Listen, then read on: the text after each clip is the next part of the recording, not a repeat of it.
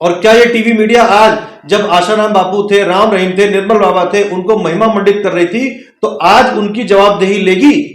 एक आधा चैनल अगर गया होता तो समझ में आ सकता था कि कोई एक चैनल है, कोई खबर थी, उस खबर को कवर करने गया हुआ है। मगर जब आप उस खबर को, उस क्लिप को देखेंगे, जो क्लिप लगातार आपकी स्क्रीन पर चलती हुई नजर आ रही है, कि आपको दिखाई पड़ जाएंगे कि कितने बड़े टीवी चैनल अचानक से पहुंच गए धीरेन्द्र शास्त्री को कवर करने के लिए।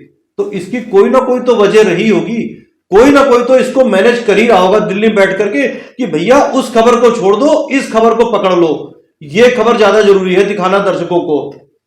तो कौन है वो शख्स? आखिर वो शख्स कौन है जो टीवी मीडिया को मैनेज कर रहा है कि ताकि तमाम बड़े मुद्दे एक साइड में कर दिए जाएंगे और अचानक से कोई बाबा निकल के आएगा और सारा का सारा मीडिया, टीवी मीडिया उसके पीछे लग जाएगा।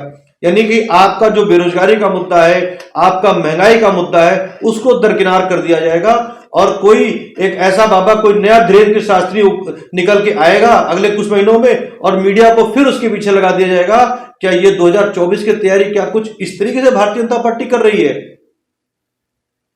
या जिस तरीके से एबीपी न्यूज के पत्रकार या और चैनल, चाहे वो आज तक हो, चाहे जी न्यूज के पत्रकार हो, चाहे दीपक चौरसिया हो, चाहे सुधीर चौधरी हो, जिस तरीके से महिमा मंडन पिछले कुछ दिनों में धीरेन्द्र शास्त्री का किया गया है, अगर कल के दिन धीरेन्द्र शास्त्री के साथ भी वैसा कुछ हो जाता है तो क्या ये उसकी जिम्मेदारी लेंगे? नमस्कार, आज आपको हम जो खबर दिखाने वाले हैं ये थोड़ा लंबी हो सकती है, मगर आपकी आने वाली पीढ़ियों के लिए इसको आपको देखना बहुत जरूरी है। अगर आपको लगे कि ये खबर आपके काम की है तो इस खबर को दूसरों को शेयर भी करें, पेज को लाइक करें, कमेंट करें, सब्सक्राइब करें। जैसा कि आपने आज की खबर का टाइटल देखा होगा कि कौन है वो जो टीवी मीडिया को पर्दे के पीछे से मैनेज कर रहा है। इस खबर को शुरुआत करें उसके पहले हम पिछले कुछ सालों के पीछे फ्लैशबैक में जाएंगे। आपको याद होगा कुछ समय पहले टीवी, जब सुबह सुबह हम और आप टीवी खोलते थे तो सुबह सुबह एक बाबा नजर आते थे, निर्मल बाबा। उनका जब संसार चलता था तो उनके दरबार में तमाम भक्त बैठे होते थे और भक्तों से वो जब सवाल पूछते थे तो कहते थे कि कृपा आपकी अटकी हुई है। कल आपने कौन सी शर्ट पहनी थी? तो लाल शर्ट पहनी थी तो सफेद शर्ट पहने, कृपा आ जाएगी। आपने समोसा खाया था तो चटनी कौन सी थी? हरी थी। सामने वाला कहता जी हाँ जी बाबा जी हरी चटनी थी, तो लाल चटनी खाया करो, कृपा वहीं अटकी हुई है। गोलगप्पे कौन से खाए थे? तो कुछ इस तरीके का उनका दरबार हुआ करता था और मीडिया इन चीजों को दिखाया करता था और लोग लालायित हुआ करते थे। लेकिन एक वक्त था और आज उनका अता पता नहीं है कहीं भी। कुछ इसी तरीके से आशाराम जी बापू हुआ करते थे, भक्त उनके पीछे दौड़ा करते थे और टीवी मीडिया में वो भी जबरदस्त तरीके से चला करते थे। टीवी में उनको दिखाया करता था कि कितने उनके भक्त हैं, कितने क्या है। आज वो अपनी ही एक आरोपों के उनके ऊपर सुप्रीम कोर्ट से उनको सजा मिली और वो जेल की सजा काट रहे हैं। कुछ ऐसा ही एक हाल राम रहीम का हुआ करता। राम रहीम एक बाबा हुआ करते थे जो राम रहीम थे, जिनके ऊपर वो भी आज के टाइम में कोर्ट के निर्णय की वजह से जेल की हवा काट रहे हैं। 3 मामलों में उनको जेल की हवा हो चुकी। और मगर यही वो टीवी मीडिया थी जिन्होंने उनको आगे से आगे बढ़ा चढ़ाकर पेश किया था और भक्तों की आंखों में जैसे कह सकते हैं कि धूल झोंकी जा रही थी उस समय और भक्त उनके पीछे पीछे भागते थे। इसका सबका दोष वो टीवी मीडिया है जिसकी मैं आपको आज फ्लैशबैक में चर्चा कर रहा हूं। कुछ इसी तरीके से आजकल एक नए बाबा का अवतरण टीवी मीडिया में दिखाई पड़ रहा है जिनका नाम है धीरेन्द्र कृष्ण शास्त्री। आज के वक्त में टीवी मीडिया में धीरेन्द्र कृष्ण शास्त्री ही छाए हुए हैं। जैसे कि बाकी कोई मुद्दा खत्म हो गया टीवी मीडिया के लिए, धीरेन्द्र कृष्ण शास्त्री ही सारी जितनी भी बड़ी टीवी मीडिया है सब में नजर आ रहे हैं। हालांकि एक और ऐसा मुद्दा था पिछले हफ्ते आया था जिसका टीवी मीडिया ने कहीं कोई जिक्र नहीं किया, क्योंकि वह टीवी मीडिया के विरोध का, विपक्ष का मुद्दा था। इसकी वजह से उसकी कहीं कोई चर्चा नहीं हुई। वो क्या मुद्दा था मैं भी आपको उसको आगे भी बताऊंगा कि मुद्दा क्या था वो।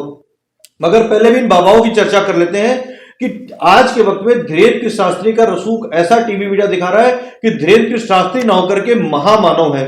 वो जो कह देंगे वो सब सच हो जाएगा। जैसे कि पहले निर्मल बाबा हो, आसाराम बापू हो, राम रहीम हो, इनके ऊपर दिखाया जाता था। मगर आज के वक्त में इन तीनों बाबाओं का कहीं कोई अता पता नहीं। निर्मल बाबा का पता है, आसाराम बापू जेल में है, राम रहीम जेल की हवा खा रहे हैं। राम रहीम के आगे नेता भी नतमस्तक होते थे, कुछ इसी तरीके से आसाराम बापू के आगे नेता नतमस्तक हुआ करते थे। और कुछ ऐसा ही आज के वक्त में वीरेंद्र शास्त्री का हाल नेता यहां भी नतमस्तक होते हुए नजर आते हैं।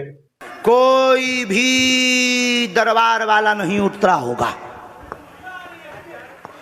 मगर बात आज हो रही है कि टीवी मीडिया को, जिसे मैंने पहले बताया टाइटिल कि टीवी, हमारी खबर का टाइटिल है कि टीवी मीडिया को आखिर वो कौन सा शख्स है जो मैनेज कर रहा है, जिसके एक इशारे पर सारा टीवी मीडिया बाकी मुख्य खबर को छोड़ करके किसी छोटी खबर के पीछे या कोई एक खबर के पीछे लग जाता है। आखिर वो कौन सा शख्स है? क्या ये 2024 के चुनाव के पहले की तैयारी है या उसका ट्रायल है? क्या है ये? मैं बात कर रहा था अभी कि पिछले हफ्ते की बात करें, अगर पिछले हफ्ते यानी पिछले शनिवार की बात करें, सुप्रीम कोर्ट ने टीवी मीडिया के एंकरों के लिए एक निर्णय दिया था। उस निर्णय में यह था कि टीवी मीडिया पर जो बहस होती है ये कहीं ना कहीं देश को बांटने का काम कर रही है। मगर यह खबर सुप्रीम कोर्ट में जो एंकर बने रहते हैं टीवी मीडिया के, जो पल पल की खबरें सबसे पहले एक्सक्लूसिव खबरें दिखाने का दावा करते हैं, यह खबर कहीं भी नहीं दिखाई गई। क्योंकि इस सुप्रीम कोर्ट के निर्णय में यह कहा गया था कि ऐसे एंकरों पर संपादकों को कठोर निर्णय लेना चाहिए, इन एंकरों को हटा दिया जाना चाहिए, इनके ऊपर सजा का प्रावधान होना चाहिए।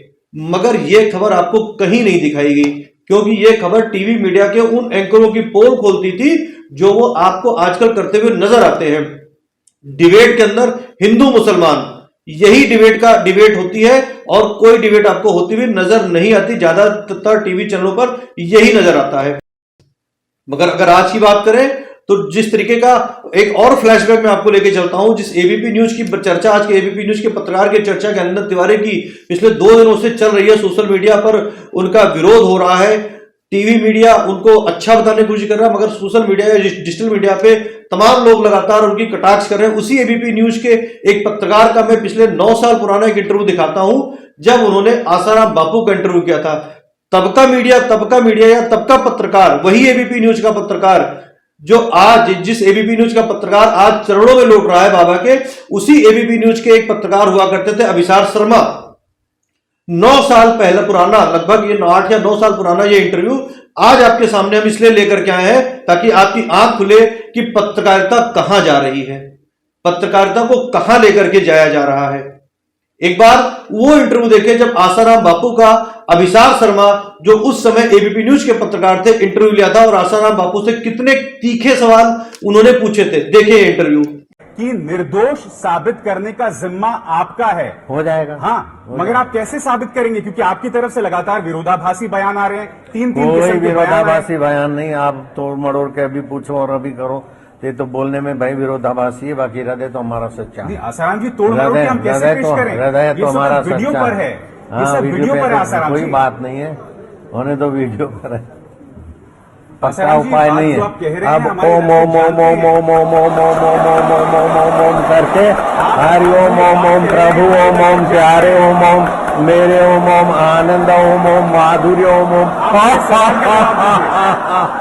इस प्रकार का हास्य प्रयोग करने से। आसाराम बापू के इंटरव्यू देखने के बाद में एक आपको और इंटरव्यू दिखाते हैं। अभिसार शर्मा का ही लिया गया निर्मल बाबा का इंटरव्यू। निर्मल बाबा का इंटरव्यू भी देखें कि अभिसार शर्मा जब हुआ करते थे, के पत्रकार हुआ करते थे, किस तरीके से उन्होंने निर्मल बाबा का इंटरव्यू लिया था। ये तब की मीडिया है और अब की मीडिया में आप देखिएगा, कुछ सेकंड के बाद में आप देखिएगा कि ज्ञानेंद्र तिवारी, वो आज एबीपी न्यूज के पत्रकार है, किस तरीके से बाबा के चरणों में लौटते हुए नजर आए हैं। तो क्या ये माना जाए ये तब की मीडिया और अब की मीडिया, तब सवाल पूछने वाली मीडिया थी और आज की मीडिया चरणों में लौटने वाली मीडिया हो गई है? क्या सब कुछ ये किसी के इशारे पर हो रहा है या वाकई में ऐसा है? पहले ये वीडियो देखें। कि चाहे निधि हो और फिर ये कान्या ठाकुर, आदित्य ठाकुर, जिन्होंने आप पर यह आरोप लगाया है कि आप पैसा लेकर सवाल करवाते हैं, उल्टे सीधे जवाब देते हैं और उसके नतीजतन आप लोगों को धोखा दे रहे हैं, यह आरोप है और इसके लिए बाकायदा केस दर्ज है। लखनऊ और रायपुर में। देखिए, ये आप हमारे डिवोटीज जो हैं, जो 15-15 साल से जुड़े हुए हैं, जिनकी संख्या ये 2 नहीं 4 नहीं, जिनकी संख्या हजारों और लाखों में होगी, आप ये सवाल उनसे पूछिए कि यहां पर क्या होता है। उन्होंने उस चीज को महसूस किया है। क्योंकि अभी देखिए, जितने भी लोग हैं, क्योंकि ये शक्ति हर जगह नहीं है, हम ये सच्चाई दुनिया जानती है, हमें अपने मुंह से कहने की भी अब जरूरत नहीं रह गई कि वो शक्ति नहीं है, तो वो मैनेज करते हैं, और हम मैनेज नहीं करते, क्योंकि यहां वो शक्ति है जो सर चढ़ के बोलती है, और सबको सब लाखों लोग उस चीज के गवाह होंगे। ये तो 3 है, और यहां आपको 1 लाख मिलेगा, हर एक की शूटिंग होगी, हर एक की सच्चाई होगी, वो चाहे आप कहीं, वो सच्चाई अभी तक सार्वजनिक हुई नहीं है। ये एक्सपीरियंस आप देखते हैं, जो एक्सपीरियंस आप देखते हैं, जो आते हैं, ये जो इस तरह के 2-3 आप जो नाम ले रहे हैं, इनके अलावा जितने एक्सपीरियंस आ रहे हैं, जो हमारे डिवोटीज हैं और जो घर घर से आ रहे हैं, तो उनकी सच्चाई, आप उनका लाइट डिटेक्टर टेस्ट कराइए जो ये कह रहे हैं, और हम खुद हमारा भी करवाइए। अगर आपको हो तो हम उस चीज के लिए भी तैयार हैं। किसी इंटरनेशनल एजेंसी से करवाइए, जिसकी कि यहां तो बहुत कुछ मैनेज हो रहा है। जो हमें पता लगा, ये जो आप कहते हैं कि बाबा की, ये जब हमें ऐसा किया तो हमें बहुत से फोन आते थे कि हमारे यंत्र भेज दो, हमारा ये रुद्राक्ष भेज दो, हमारा ये कर दो, उसमें कमीशन देंगे। हमने कहा ये गलत नंबर है ना। यहाँ जो हम छुड़वाते हैं वशीकरण मंत्र ना कभी दिया है। हम इन चीजों को छुड़वाते हैं कि गीता पढ़ो, रामायण पढ़ो, या जिस धर्म को मानते हो वो पुस्तक पढ़ो। और उन्होंने हमारा नाम बदनाम करने के लिए ये वेबसाइट पर लिखना शुरू कर दिया, जो कि अभी हमने केस किया, जजमेंट उसकी आई, हाई कोर्ट की जजमेंट आई है कि ये सब हटाओ, क्योंकि वो मुझे बदनाम करने के लिए, ताकि इतनी रीच जो हो गई है, जो इतनी टीआरपी हो गई है, तो बाकी लोगों की। एग्जैक्टली वही मैं आपसे सवाल कर रहा था कि अगर आप में वैसी ईश्वरीय शक्ति है तो आपको क्यों अदालत की शरण लेनी पड़ी? अदालत आपकी कमजोरी तो साबित कर रहा है निर्मल जी। नहीं, ये कमजोरी साबित नहीं कर रहा है। देखिए, शक्ति है, हर युग में ऐसा। जी गुरुजी, एक पत्रकार होने के नाते नाते मैं ये कह रहा हूं, आचार्य धीरेन्द्र शास्त्री की जय, क्योंकि मैं जो सुन रहा हूं, मैं देख रहा हूं, ये चमत्कार नहीं है। तो आपको फर्क नजर आया होगा तब की मीडिया और अब की मीडिया। इसीलिए मैंने कहा कि इस खबर को आप शुरू से लेकर आखिरी तक देखिएगा, क्योंकि यह खबर आपकी आने वाली पीढ़ी को किस तरफ ढकेल रही है, किस तरीके से आपका दिमाग को बरगलाने का काम चल रहा है। ये टीवी मीडिया वही काम कर रहा है आज के वक्त में। कि तब की मीडिया क्या थी और अब की मीडिया क्या है। तब की मीडिया सवाल पूछने वाली मीडिया थी, और अब की मीडिया चरणों में लौटने वाली मीडिया हो गई, जैसा कि दिखाई पड़ रहा है। एक और आपको मैंने पिछले हफ्ते की चर्चा की, फ्लैशबैक लेके गया था, और आपको 3 दिन पहले का एक फ्लैशबैक में लेके चलते हैं। 3 से 4 दिन पहले कबड्डी कोच यानी WFI के अध्यक्ष है ब्रिजभूषण शरण सिंह के ऊपर एक आरोप लगा, और तमाम पहलवान दिल्ली में जंतर मंतर पर धरने पर बैठ गए। टीवी मीडिया पे और प्रिंट मीडिया पे खबरें चली रही थी। भारतीय जनता पार्टी के नेताओं को लगा कि अगर ये खबरें लगातार चलती रहेंगी तो कुछ ना कुछ गड़बड़ हो सकता है। 2024 का चुनाव आने वाला है, अगर ये खबरें लगातार ऐसे ही चलती रहेंगी तो दिक्कत हो सकती है। अचानक से पर्दे के पीछे कोई एक शख्स निकल के आता है और सभी टीवी चैनलों के संपादकों को फोन जाता है कि धीरेन्द्र की शास्त्री का इंटरव्यू क्यों नहीं करने जाते हो, क्योंकि धीरेन्द्र की शास्त्री के ऊपर पिछले दिनों नागपुर में एक अंधविश्वास उन्मूलन समिति के सदस्यों ने आरोप लगाया था कि धीरेन्द्र कृष्ण शास्त्री जो कि बागेश्वर धाम से ताल्लुक रखते हैं, ये अंधविश्वास फैलाते हैं। मामला उस समय आया गया हो गया था, क्योंकि धीरेन्द्र की शास्त्री ने अपनी नागपुर से कथा खत्म की थी और वो वहां से निकल के रायपुर चले गए थे। रायपुर में उन्होंने चैलेंज दिया था, मगर उस वक्त मामला रफा दफा हो गया। ताजा मामला टीवी मीडिया के ऊपर, प्रिंट मीडिया के ऊपर चल रहा था कबड्डी का। जो कबड्डी के WFI के प्लेयर थे, कबड्डी कुश्ती संघ के जो अध्यक्ष के ऊपर उन्होंने एक आरोप लगाया था। अचानक से वो खबर गायब हो जाती है और सारे जितने भी टीवी मीडिया के बड़े बड़े एंकरों के चैनल की ओबी वैन है, वो सारी की सारी धीरेन्द्र की शास्त्री तक पहुंच जाती है और लाइव टेलीकास्ट शुरू हो जाते हैं। चाहे वो जी न्यूज हो, चाहे वो आज तक हो, चाहे टाइम्स नाउ हो, किसका नाम लूं, किसको छोड़ दूं, चाहे वो एबीपी न्यूज हो। एबीपी न्यूज के पत्रकार तो चरण वंदना करने लग गए वहां पे बाबा की जाकर के। पत्रकार होने के नाते नाते मैं ये कह रहा हूं, आचार्य धीरेन्द्र शास्त्री की जय। एक आधा चैनल अगर गया होता तो समझ में आ सकता था कि कोई एक चैनल है, कुछ खबर थी, उस खबर को कवर करने गया हुआ है। मगर जब आप उस खबर को, उस क्लिप को देखेंगे, जो क्लिप लगातार आपकी स्क्रीन पर चलती हुई नजर आ रही है, कि आपको दिखाई पड़ जाएंगे कि कितने बड़े टीवी चैनल अचानक से पहुंच गए धीरेन्द्र शास्त्री को कवर करने के लिए, तो इसकी कोई ना कोई तो वजह रही होगी, कोई ना कोई तो इसको मैनेज कर ही रहा होगा दिल्ली में बैठ करके कि भैया उस खबर को छोड़ दो, इस खबर को पकड़ लो, ये खबर ज्यादा जरूरी है दिखाना दर्शकों को। तो कौन है वो शख्स?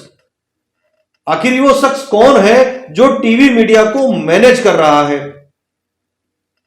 इस शख्स के बारे में कई बार दिल्ली के मुख्यमंत्री अरविंद केजरीवाल अपनी प्रेस कॉन्फ्रेंस में बात कर चुके हैं, नाम लेकर के बता चुके हैं कि यह शख्स लगातार मीडिया को गुमराह करता है, मीडिया को मैनेज करता है, मीडिया का दुरुपयोग करता है। तो क्या यह माना जाए कि यह 2024 के पहले का सेमीफाइनल है जिसको कि मोदी सरकार करने जा रही है, कि ताकि तमाम बड़े मुद्दे एक साइड में कर दिए जाएंगे और अचानक से कोई बाबा निकल के आएगा और सारा का सारा मीडिया, टीवी मीडिया उसके पीछे लग जाएगा। यानी कि आपका जो बेरोजगारी का मुद्दा है, आपका महंगाई का मुद्दा है, उसको दरकिनार कर दिया जाएगा और कोई एक ऐसा बाबा, कोई नया धीरेन्द्र शास्त्री निकल के आएगा अगले कुछ महीनों में और मीडिया को फिर उसके पीछे लगा दिया जाएगा। क्या ये 2024 की तैयारी क्या कुछ इस तरीके से भारतीय जनता पार्टी कर रही है, या मीडिया वाले कुछ अलग, जिसे कहा जाता है कि बाबाओं का और मीडिया का गठजोड़? जैसे एक फिल्म आई थी आश्रम, प्रकाश झा की एक फिल्म आई थी आश्रम, फिल्म आई थी जिसमें बहुत अच्छे तरीके से प्रदर्शित किया गया था कि बाबा लोग करते क्या है। उस फिल्म के ऊपर विवाद भी हुआ था, काफी विवादित वो फिल्म रही थी, मगर उसमें सच दिखाया गया था कि आखिर बाबा लोग करते क्या है। अगर बाबाओं के ये कुकर्म ना होते तो आज आसाराम बापू या राम रहीम जैसे तमाम बाबा जेल की सलाखों के पीछे ना होते। और क्या ये टीवी मीडिया आज, जब आसाराम बापू थे, राम रहीम थे, निर्मल बाबा थे, उनको महिमा मंडित कर रही थी, तो आज उनकी जवाबदेही लेगी? या जिस तरीके से एबीपी न्यूज के पत्रकार या और चैनल, चाहे वो आज तक हो, चाहे जी न्यूज के पत्रकार हो, चाहे दीपक चौरसिया हो, चाहे सुधीर चौधरी हो, जिस तरीके से महिमा मंडन पिछले कुछ दिनों में धीरेन्द्र शास्त्री का किया गया है, अगर कल के दिन धीरेन्द्र शास्त्री के साथ भी वैसा कुछ हो जाता है तो क्या ये उसकी जिम्मेदारी लेंगे? जवाब आपको सोचना पड़ेगा, क्योंकि भविष्य आपका है और आपके बच्चों का भविष्य है। इसीलिए मैंने पहले कहा था कि आज की यह खबर थोड़ा सा लंबी होने वाली है। लंबी इसलिए कि आपको सोचना पड़ेगा कि आपको किस तरफ लेकर के जाया जा रहा है, आपको क्या दिखाया जा रहा है, क्या परोसा जा रहा है, जो आप क्या देखना चाहते हो, दिखाया क्या जा रहा है, ये टीवी मीडिया आज के टाइम में कर रहा है। इसलिए लगातार कहा जाता है कि टीवी मीडिया आज के टाइम में गोदी मीडिया हो गया है। जैसा ऊपर से आदेश आता है वैसा ही आपको दिखाया जाएगा, वैसा ही आपको सुनाया जाएगा, वैसा ही आपके मन को भ्रमित किया जाएगा, और जिससे कि आपका दिमाग उसी तरफ चलना शुरू हो जाएगा जिस तरफ की सरकार चाहती है।